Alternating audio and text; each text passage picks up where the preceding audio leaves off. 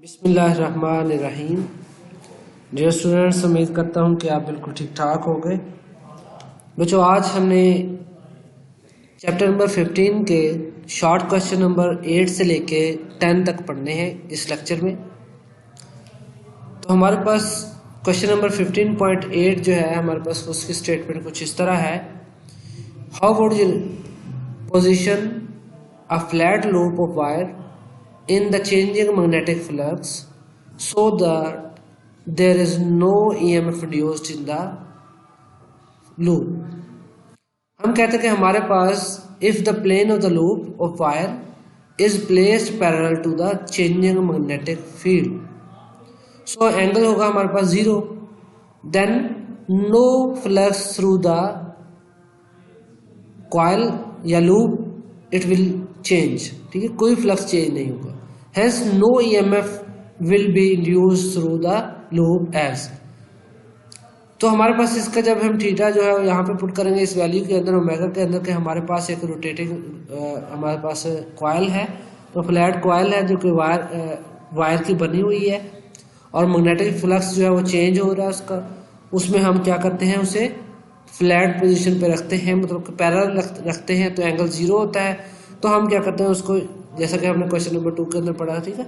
उसके बाद हमने ये देखा कि EMF is equal to omega A B sine theta आ जाएगा। तो जब हम इसकी वैल्यू पुट करेंगे साइन थीटा की 0 की, तो हमारे पास साइन थीटा जो है वो 0 के इक्वल होता है, तो हम यहाँ पे 0 लिख देंगे।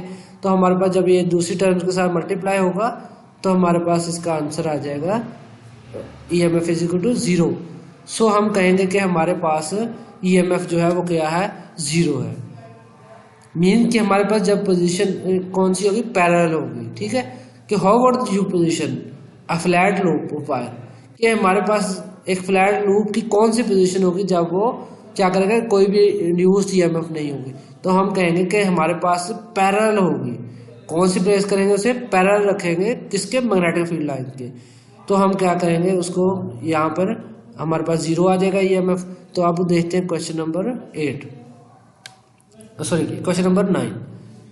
इन अ सर्टेन रीजन, कह रहा है एक रीजन में the earth magnetic field point vertically down, कि हमारे पास अर्थ मैग्नेटिक फील्ड जो है वो वर्टिकली क्या है, डाउन है।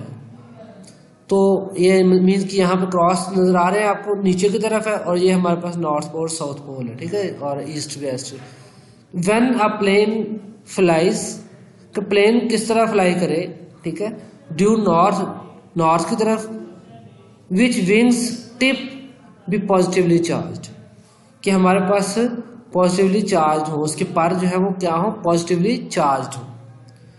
तो हम कहेंगे कि a magnetic force on electrons in the wing is given by, जब हमारे पास मैग्नेटिक फील्ड लाइन जो है वो डाउनवर्ड होंगी। आप इस तरह करें कि हमारे पास डाउनवर्ड की तरफ देखिए, मैग्नेटिक फील्ड लाइन डाउनवर्ड है, ठीक है, इनटू दी यहाँ पे पेपर है, और किस तरफ हमारा जो जहाज है वो नॉर्थ पोल की तरफ जा रहा है।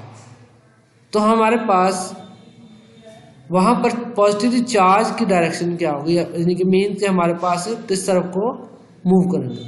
अब कह रहा है कि magnetic force on electron in the wing is given by F is equal to -EV multiply by B।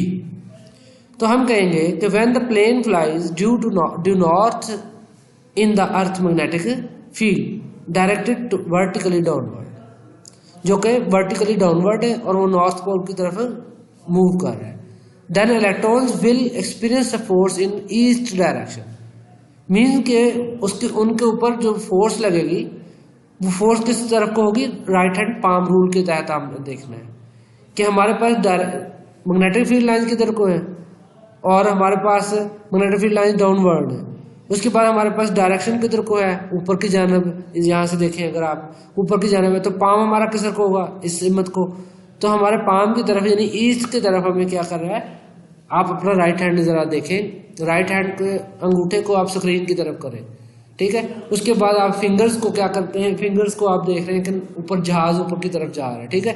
Fingers को आप कहेंगे वेलोसिटी उधर को है, और पाम आपका जो है वो किस सिमत को होगा, ईस्ट की तरफ को। तो हम कहेंगे कि हमारे पास इलेक्ट्रॉन की सिमत किस तरफ को फोर्स लग रही है उनके ऊपर, ईस्ट की डायरेक्शन में। Thus west wing tips of the plane is positively charge, तो हमारे पास वेस्ट वाला जो उसका विंग होगा वो क्या होगा, पॉजिटिवली चार्ज होगा। अब हमारे पास है क्वेश्चन नंबर 10। क्वेश्चन नंबर 10 हमारे पास है कि show that EMF and del phi over del T have the same units. क्योंकि हमारे पास ईएमएफ इज इक्वल टू होती है del phi over del T के टाइम के हिसाब से फ्लक्स के चेंज होने को हम कहते हैं ईएमएफ। तो हमारे पास हमने ये भी शो करवाना है कि इनकी अगर ये एक दूसरे के फार्मूलाज इक्वल हैं तो इनके यूनिट्स भी इक्वल होने चाहिए। सो हम क्या करेंगे, पहले हम इसका यूनिट फाइंड करेंगे ईएमएफ का, उसके बाद हम इसका यूनिट फाइंड करेंगे। सो हमने क्या किया, we know that EMF is equal to W over Q. हमारे पास होता है डब्ल्यू ओवर क्यू के इक्वल, जिनके work done on a positive charge. ठीक है, तो हमने कहा कि अगर हमारे पास वर्क डन जो है उसका जो यूनिट जॉल होता है और यूनिट चार्ज हमारे पास कॉलम के इक्वल होता है, जॉल पर कॉलम हमारे पास होता है इक्वल टू वोल्ट। मीन कि हमारे पास जॉल पर कॉलम जो है वो वोल्ट के इक्वल होता है। तो हमारे पास ईएमएफ का यूनिट कौन सा बना, volt. Epsilon is equal to volt. So अब हमने इसका यूनिट निकालना है, del phi over del t. जब हम निकालेंगे वो know that del phi over del t, हमारे पास फाई जो होता है वो फ्लक्स जो होता है हमारे पास इसके अंदर वो होता है चेंज इन मैग्नेटिक फील्ड, यानी कि बी ए के इक्वल होता है। जब हम कहेंगे कि वो हमारे पास बी ए के इक्वल है तो हमारे पास हमने पुट करना है फाई की जगह पे बी ए। तो हमारे पास B for magnetic field, A for area. तो हमारे पास ये शो करेगा बी ए को, यानी फ्लक्स को। उसके बाद हमारे पास ये हो जाएगा डेल बी ए ओवर डेल टी। तो हम कहेंगे कि हमारे पास ये फार्मूला जो है डेल ए, अगर हम इसको डेल ए के साथ यूज करते हैं तो हमारे पास यहाँ पे एरिया बन जाएगा डेल ए, और हमारे पास बी जो है मैग्नेटिक फील्ड है और डेल टी हमारे पास change in time. So unit of the del phi over del t हमारे पास कुछ इस तरह हम निकालेंगे कि हमारे पास बी जो है unit of B magnetic field, और यूनिट ऑफ डेल ए हमारे पास आ जाएगा एरिया का यूनिट, और हमारे पास यूनिट ऑफ डेल टी जो है वो टाइम का यूनिट होगा। तो हम जब मैग्नेटिक फील्ड का यूनिट पुट करेंगे तो हमारे पास होता है एन ए -1 मीटर -1, मीन्स कि हमारे पास होता है Newton per ampere per metre, और हमारे पास एरिया का यूनिट होता है मीटर स्क्वायर। तो हमने मीटर स्क्वायर पुट कर दिया।